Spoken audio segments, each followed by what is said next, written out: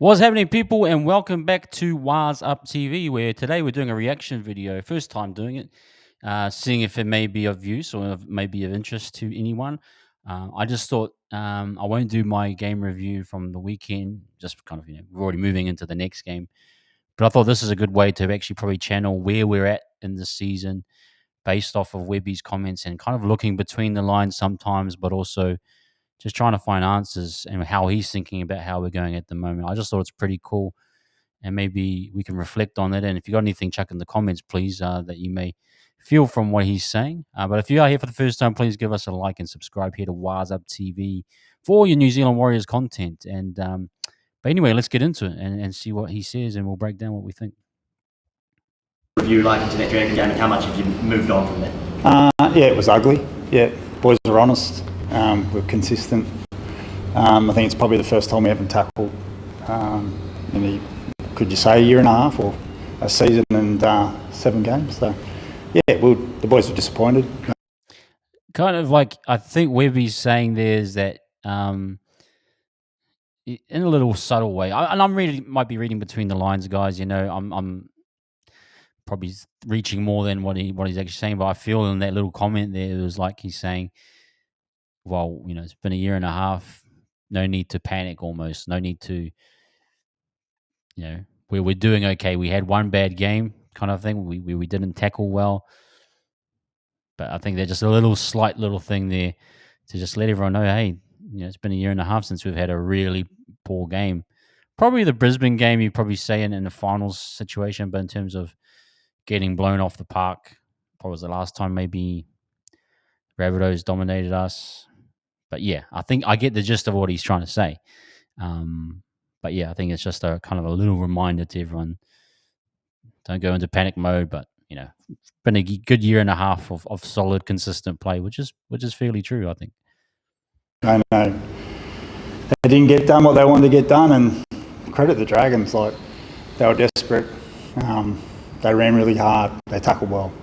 They did everything we wanted to do, and yeah, the boys know it, and they're glad their bodies are upset it's a 6-day turnaround, but their brains are like, let's get on with it, let's get going again. Just on the turnaround, and I guess the result, do you look to change up the team, or is it likely to stay the same?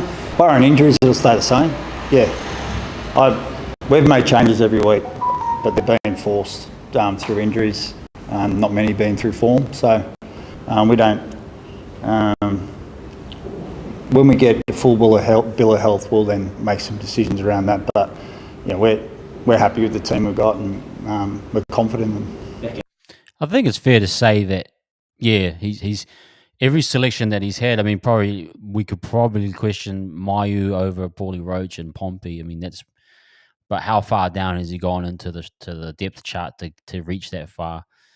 And I think ultimately he's made the best decisions he could based off who was available to him. So yeah, I totally agree with what he's saying. But I think, yeah, we can get into that. But I think majority of the time he's selected what has been available to him, and like you said, until we get something, a guy's back in form, then we'll really know who the starting 17 is. And you won't really know. There will never be a starting 17. It will never work that way. But you'll know probably hierarchy-wise who's at the very top. I think we've got a good idea who that is. If you're looking from a bench rotation going down, it's definitely, Marata, Dylan Walker. Then after that, it's up for debate, and sometimes it's Bunty, Jazz. We want to see a Zion Mayu and see if he jumps up to the picking order. Jacob Laban, I think, is where he's probably is where he's supposed to be at. So yeah, I think that's a fair comment. At home, but also on Anzac Day. It's been since 2015. Yeah. The Warriors haven't played at home. I guess a word on the excitement of playing at home in front of your home crowd on Anzac Day. Yeah, I'm really proud. It's not about Sorry, I'm just going to fast forward this part. But he's just talking about Anzac Day. Yeah, that's pretty good stuff. But yeah, comparing about war or rugby league. There's been a lot of chat around player signings these past couple of weeks. Yep. Do you look to re-sign Shaun Johnson next year? Well, first of all, 100%. Love to have Shaun around again. We spoke at the start of the season that we were going to have that conversation like last year. We're going to have it later in the year. I I think he's huge for our team. He's important. Love the way he's playing. So, but it's only early in the season. We've got a good relationship. We'll work it out when we can. But yeah, to answer your question, 100%. I want Shaun. But a lot of footy to be played, and let's work that out later. Just on that topic then, I remember last year you were saying you'll wait, there was no hurry, but it feels like from your answer this year that it might happen a bit sooner than last year. Yeah. It's just a different scenario. Well, he's got 12 months of amazing football behind his belt, and then I think he started really well. I think he's playing sore at the moment, and injured, and still doing a great job, I think, Shaun. So, there'd be some parts of his game that he's not happy about, but it's still having a huge impact on the way we play and what he's done for us this year. So, I feel really good about our relationship and the way he's contributing, and I think the respect from his teammates is huge. So I'm really proud of him, and I think the conversation is different because of what he's got behind him, as we didn't really know last year. He even would admit that himself, but we're just going to keep playing it by ear and be smothering it. I think it's a fair comment. I mean, going back, none of us knew what Shaun was capable of in 2023, and to be fair, the club was, I suppose, giving him an opportunity, and bro, he more than delivered, and still delivering. And like you're saying, he's a little bit nicked up. And what the reporter was saying there, like you're probably going to make a call sooner rather than later. Right now, I think that's a good reflection on how Shaun's played, and that he does deserve a contract if he wants to do it. Now, I think them going year by year is obviously a reflection that I think he's taking it year by year. I think he's he's in that state of really wanting to achieve something, but maybe knowing that he's close to an finish line, to do year by year contracts. That's kind of a bit concerning. Well, not concerning, but in terms of he's viewing his own career as that I'm close to the end, and the club understands that, and they're on the same page. But credit to the club. I think they're going to get the job done. I think they'll get over the line. I think Webby is sure that he wants him. I'm pretty sure he wants. I mean, after seeing Metcalf go down and seeing what other options he has, I'm sure Shaun is definitely on high priority. If he can get another good year out of him after this year, then for sure. But it's cool that I saw Cam George say that's going to be between him and Webby. I like that. I like it when it's transparent. We don't need to get too many parties involved. Let's talk it over a beer type thing. Let's get it down on paper and let's move forward. I think it will get done pretty soon if I'm thinking about it. But yep. I noticed he was limping a bit. Yep. So it's the Achilles that's done the trouble in. What's the situation there?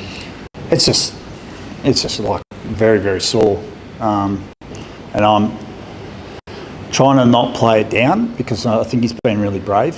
I think Shaun's been incredibly tough and done a great job. He wants to win so bad. He's been willing to do whatever it takes. But he didn't train, hasn't trained much at all in the last couple of weeks, and didn't train again today. But got every confidence he'll be right for the weekend, and just really grateful for what he's doing. Does that Just worry thinking. you? Does it worry me? Yeah. Yeah. Worries me that he doesn't get the reps he wants to with the team, doesn't get what he wants.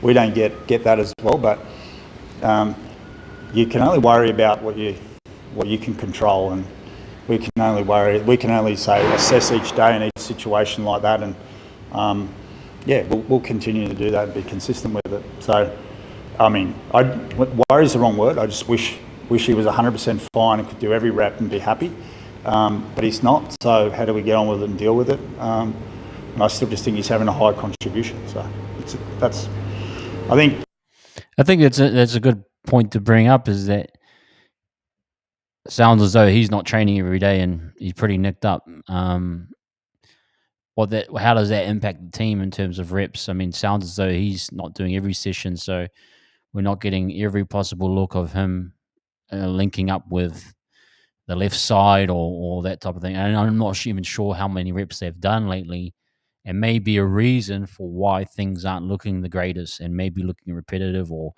just looking like there's a in terms of the first couple of weeks we looked a bit more expansive. We added plays, and now it's sort of we've just these last few weeks we kind of set on just playing through our sets, should we say? but maybe there's that part of that, him not doing the reps, not being involved. How does that impact the team? There probably is a bit of an impact in terms of preparation and execution. So, really interesting comment there. But yeah, he sounds nicked up, and he sounds as though he needs a break. Be interested to see what Webby does. But it's really, really interesting discussion to have. Look, I think years gone by, I don't think everyone would associate Shaun with that type of character, but we do, and we love it, and what he's doing for us is unbelievable. Just thinking, Someone with a lawnmower out there. Can they tell the next time the lawnmower guy, can you just wait to mow your lawns until after the press conference, please? would you consider giving him a week off to Definitely. put his feet up and then so he's better? Yeah, I've got to be careful with this because this will get played by whichever week I give him a rest, or if I do, that opposition coach will play it to the team, and they will say, I'm signing a little waiver right now that I'm not disrespecting the team that we give him a rest that week. And I hope you guys play that if I ever do. Because, yeah, it's whatever week or if that does happen, it'll be just because it's time. We've had enough. We've got to move on and give him a break. But we might not have to. So we'll just... Yeah, I think he's pretty much saying there's a breaking point. I think there's a lot happening behind the scenes, but there's a definite breaking point on key guys like Shaun and AFB, Barnett, Tohu. They can't keep sustaining this amount of workload and be able to stay consistent or at the top of their game. I think Shaun, it sounds as though he's close to needing a break. When or where, you probably have to, it's up to Webby, but definitely we're pushing these guys, and depth is a real challenge at the moment. But yeah, it is what it is, I suppose. Play that by you. You mentioned at the start that in the review of the game on Friday, the players were very honest. Who were the key voices and what was said? No, we ask everyone questions. So we ask the group. This is something I've learned to appreciate about Webby when he gets a question about, the interviewers asking him or journalists asking him about who are the specific players that had a talking to or that you had a talking to, and he's like, "No, we as a group." So he always deflects it back to the group, which is always I'm smart. He's good in that sense, but at the same time, it's like you do want to know as a fan who specifically is he talking to. No doubt it's a Montoya, no doubt it's certain players, but yeah, I mean you got to give. He backs his players and keeps their names out of the media and protects his players, and that's good management. You expect that, but as fans, I definitely know who exactly are you talking to. We say, what would you do different here to people? They answer the questions. They're honest. There's no big speeches. Because what happens is you have a dip in performance. You're not playing well, and then there's a crisis meeting. Like, at the end of the day, we've had one bad performance, that we're not proud of. So. That there sums up a lot of fans. You have one really bad game, and then you have a crisis meeting. I bet you there's heaps of fans out there, people out there that have had crisis meetings. People wanting RTS at 6. They want Rocco Berry in for Kate Well. They want to push Pompey out to who knows where.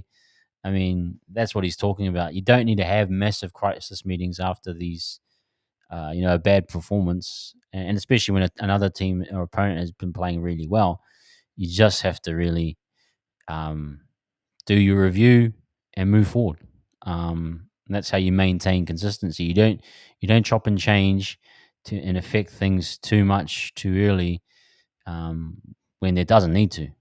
Pretty much, I think he's pretty much telling us he doesn't need to chop and change right now. At the end of the day, we're just consistent in the way we review it, and when we win by 50, we review it the same. We're honest, and the boys are honest again. So it's a collective. It's everyone. And obviously with the short turnaround, I don't imagine you'd be doing a hell of a lot of training before Thursday. What are the focuses?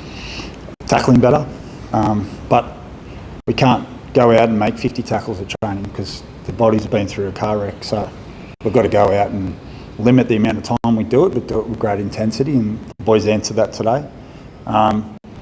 Tackling, I think we've got to defend our errors better. I think we've had a great level of resilience to when things don't go our way, how we can turn up. And I think we had the most tries on average conceded the first 5 games of this competition this season. And I just think we lost our way with that. So we've got to get better at defending our errors.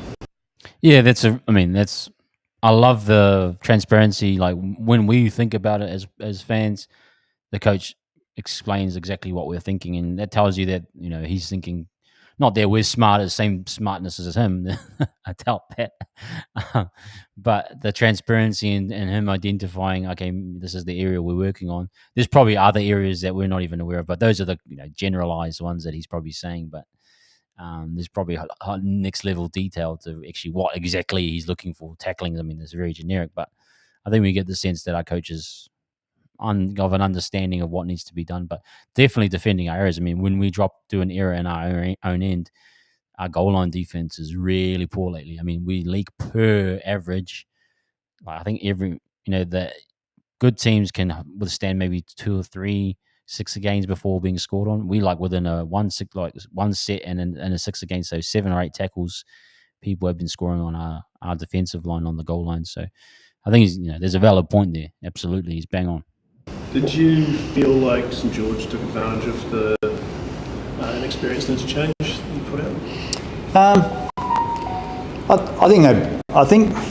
I think there was things early there, even with our starting pack, that the boys would admit themselves that there were signs that they were going to take advantage. I just think we went down early and we executed really well and scored. And then a couple of things didn't go our way, and then it started showing the cracks, of just how we were defending and how we were going about it. So I don't think it's on the bench. I just thought their bench was outstanding. I'm not critical of ours. I just think it's the whole 17 players aren't happy. I don't think there's one player that's happy with their performance. So yeah, I think he's protecting the bench a little bit. I mean, not protecting, but almost like admitting that the bench wasn't the impact. But that's true. I mean, even before that try was scored, there was signs that if the Dragons got even position or even field position, I think they did it really well on their attacking.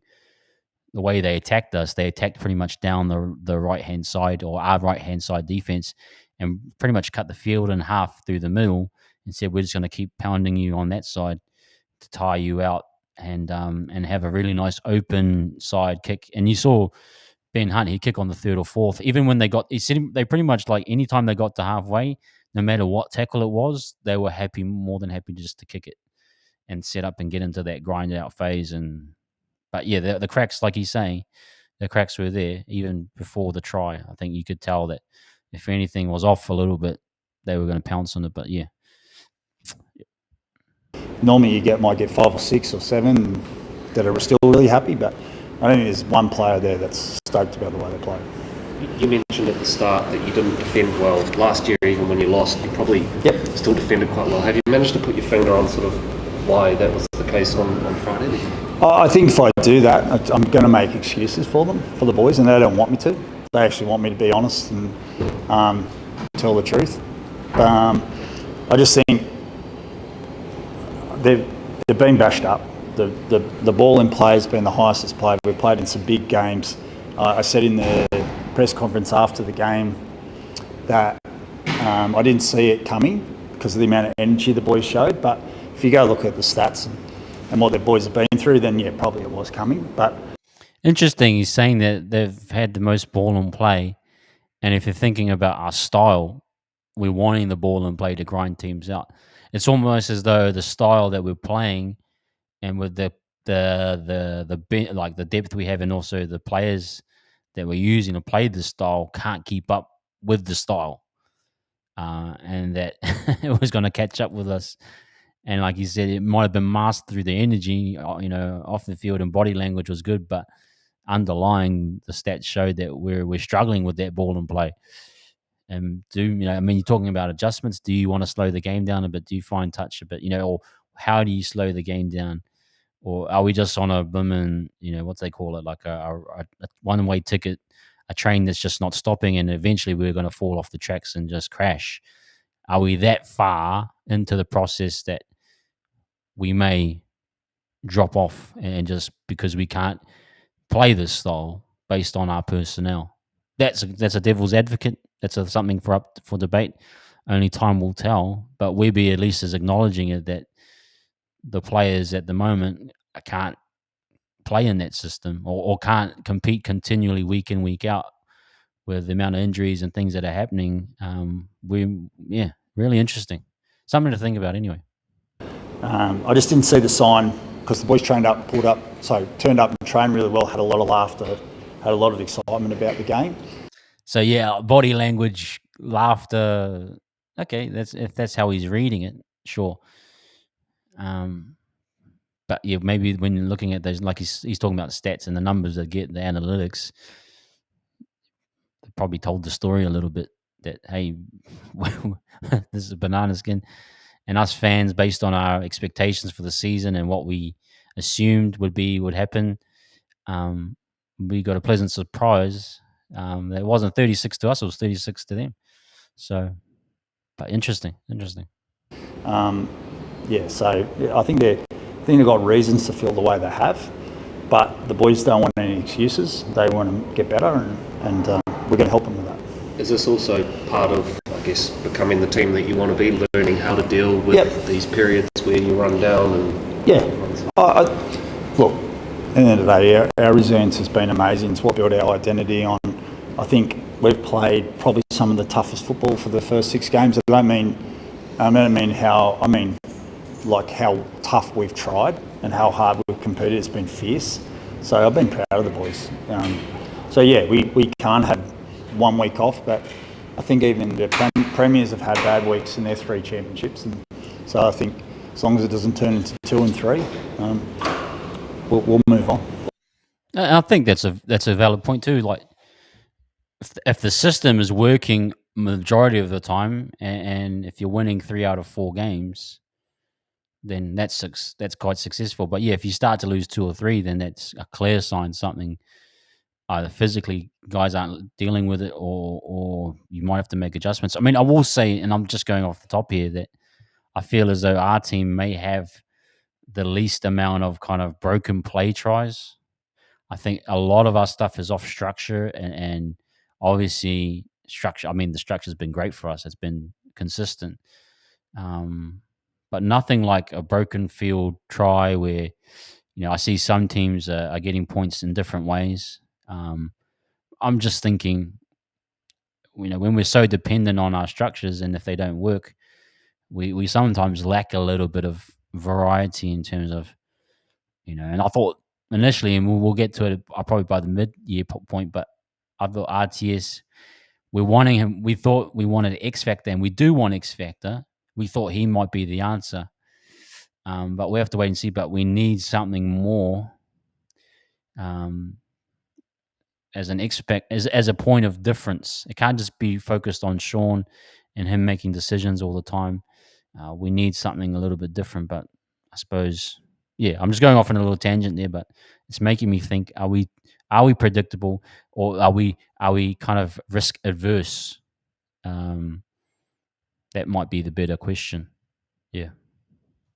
What's the latest on Jazz and Dylan Walker? Any sort of firm time? Walks will play, hopefully. Yeah. You just got to get through one more session, but he's finally. That is music to my ears. If that is true, I've been big on Walker coming back in. I think we've just been missing a lot of like middle direction. Like we've been missing, I suppose. Like I think Toy's been doing a great job, but you need a first receiver to really dive deep into the line. And I think Walks, we've really, really missed him around the middle of the ruck. And maybe that's a big part of why we've probably been predictable at times, is that teams have been shifting to the outside, maybe realizing we're not a threat as much as we were in the middle. Maybe Toy just a little bit tired at moments, but we haven't been getting those same cuts from the middle. If you remember last year, AFB got 5 tries from literally lead lines because the spacings and everything was so good, and Walker was a big part of that. So I'm hoping that we see a good Walks come back, and we see a bit more punch through the middle, and that might open up other options for everyone else. So it's exciting. Hope he makes it through. Going to play Walks, we think. Touch wood. And then Jazz, he's going to be 4 to 6 weeks, mate. Could even be longer. Yep. And what about Chanel? Chanel, he's going to be 3 or 4. We're hoping after the Newcastle game. Hopefully. So Jazz and sounds like Bunty are definitely out for a while. What was Marata I heard was week 12 or 14 even. CHT not till the Roosters game, sounds like it. So you're probably going to go, if Walker stays healthy, Walker, Ale, you can go Mayu, you can go Laban or both. Do you go Paulie Roach? Do you go something, or do you go Pompey again for more backline cover? I think Pompey will get the nod. I would probably prefer Leatoa as a 17 personally. But anyway, whatever it is, I think the makeup of a Walker and an Ale, and whether it's a Laban or a Zion Mayu, that should be okay. But yeah, it's great to hear that Walker's back. The Roosters and Sydney, hopefully. Jackson and Kurt, both massive efforts on defence, but just in terms of, like, I think they didn't have a hell of a lot of running meters between them, and obviously Tohu and Adam taking on a lot of that workload. Why aren't they as involved when we have the ball? Yeah, I think fatigue's one of those things. I mean, I think they work so hard. They tackle everything that moves, end up from the left to the right side of the field. But they want to get more involved and they need to. So it's 50-50 there. We're going to design a style of football where we do allow them to get more involved, because we certainly did go to our strengths on the weekend. That was straight down the middle of our big boys, and I thought they did a great job of it too. But yeah, and you've got to remember Jackson Ford came off and Jacob Laban went on, so he had less time to run those metres on the weekend. But I think if you give those guys an opportunity and we design something better for them, they will carry the ball. Design something better for them, probably. I think at the moment, they're, like he said, they go, if you look at that front line of that 6 guys, the 6 forwards, right? 6 forwards, 7 backs. The 6 forwards are like interchangeable. And I've spoken about this before, but they literally can go from any side depending on where they're needed in the defensive line. So you might see Jackson Ford on the right side by SJ. You might find Kate Moore on the left side by Tamaiti. So, yeah, I think through the defensive work, and this is where I suppose it compounds, if you're making a lot of errors and you're letting teams get 6 gains and penalties, these guys will do the job. They'll continue to tackle their hearts out and the work rate that they do, but eventually they won't give you anything back on the offensive side. So for them to get activated, it almost depends on, us being on top of the game, but like generating something more for them. At the moment, they're both being given, like Jackson's probably had 2 tries from, kind of lead, off short balls. Catewell hasn't produced anything yet, attack-wise, which I suppose people are asking for Newcourt as more of an attacking threat. I can understand that.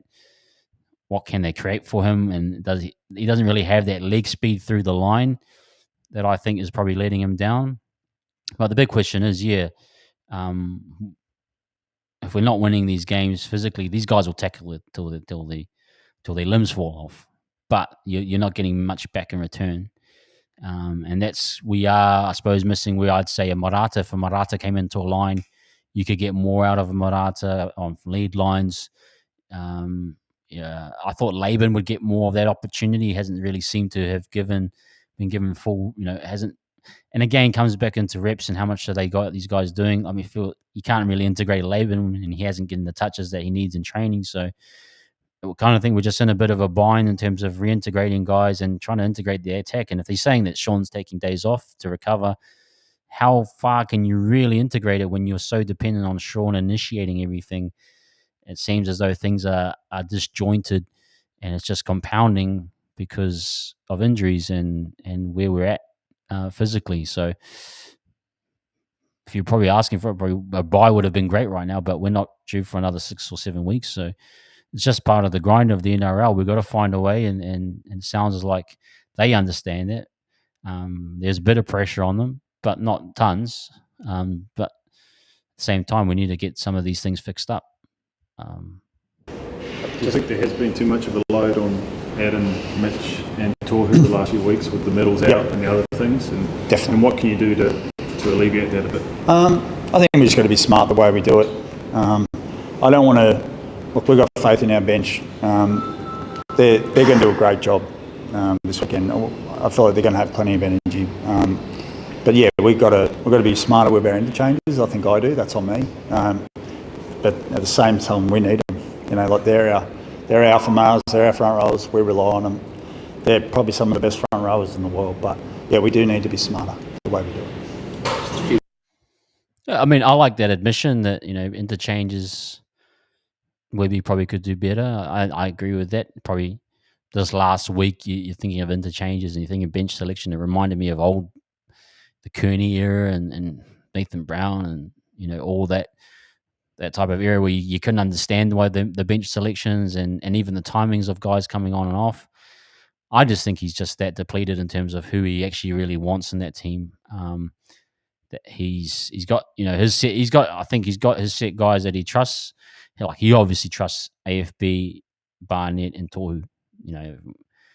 With his coaching career, pretty much because he's playing them so much that he needs the most out of them.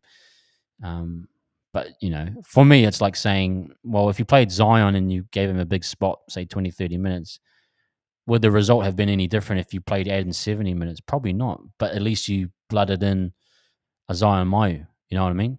So that's where I'm coming from. Is that you're going to take a loss, but why not take a loss and blood some of the young fellas in, take a bit of the weight off of AFB? I mean, it was pretty evident once they got it. I think the signs were early that this wasn't just wasn't going to be our night. And then I saw the numbers for Adam playing 70 minutes. I was like, that's just not productive.